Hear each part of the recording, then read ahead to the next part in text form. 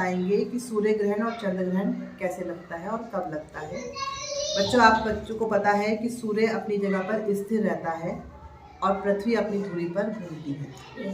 पृथ्वी सूर्य का ग्रह है, तो ये सूर्य के चारों तरफ चक्कर लगाती है, जिसे हम सूर्य की परिक्रमा करना भी कहते हैं। पृथ्वी अपनी धुरी पर भी घूमती है और चंद्रमा पृथ्वी का उपग्रह है, तो ये पृथ्वी के चारों ओर परिक्रमा करता है, यानी कि चक्कर लगाता है। चक्कर लगाते लगाते आज हम बताएंगे सूर्य ग्रहण चंद्र ग्रहण कैसे लगता है। इसके लिए ध्यान देंगे, जब चंद्रमा पृथ्वी के चारों ओर चक्कर लगा रहा है तो एक स्थिति ऐसी आती है कि सूर्य और पृथ्वी के बीच में चंद्रमा आ जाता है और ये तीनों एक सीध में आ जाते हैं। अब इसको आप एक प्रैक्टिकल करके देखेंगे। ये मेरे पास एक टॉर्च है जिसको मैंने सूरज मान लिया।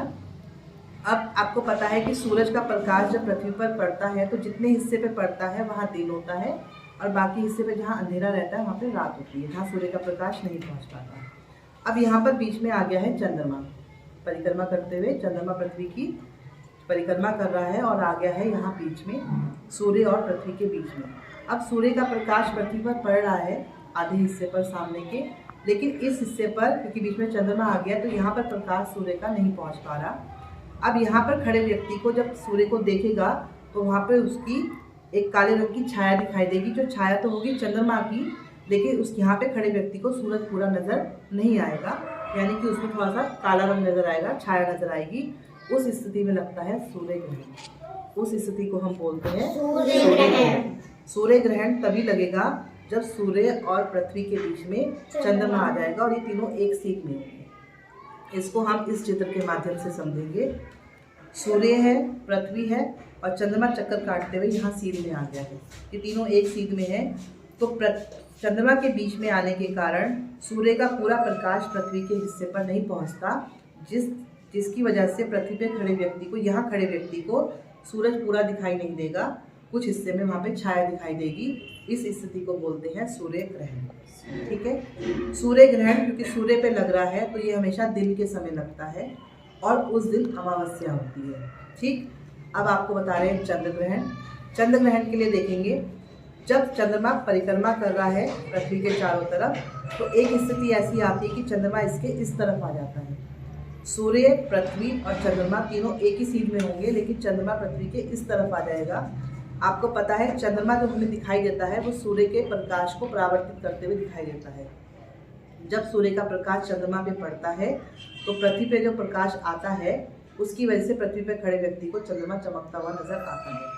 अब इस स्थिति में जब सूर्य, पृथ्वी और चंद्रमा तीनों एक सीध में होंगे तो सूर्य का पूरा प्रकाश चंद्रमा पर नहीं आएगा, जिसकी वजह से यहाँ खड़े व्यक्ति को चंद्रमा दिखाई नहीं देगा।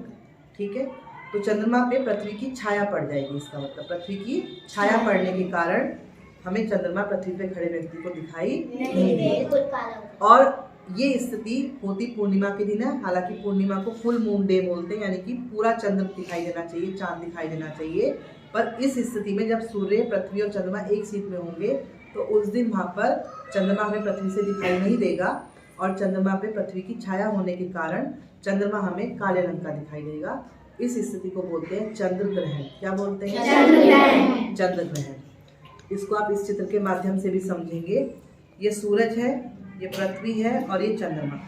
चंद्रमा परिक्रमा करते हुए यहाँ आ जाएगा पृथ्वी की और तब ये सीध में होंगे तो सूर्य का प्रकाश चंद्रमा पर नहीं पहुँचेगा और यहाँ खड़े व्यक्ति को चंद्रमा, पृथ्वी की छाया पड़ने के कारण चंद्रमा दिखाई नहीं देगा। इस स्थिति को हम चंद्र ग्रहण बोलते हैं। चंद्र ग्रहण चंद्रमा पे लग रहा है इसलिए रात में लगता है और पूर्णिमा के दिन लगता है। आप लोगों को समझ में आया? Yes, ma'am।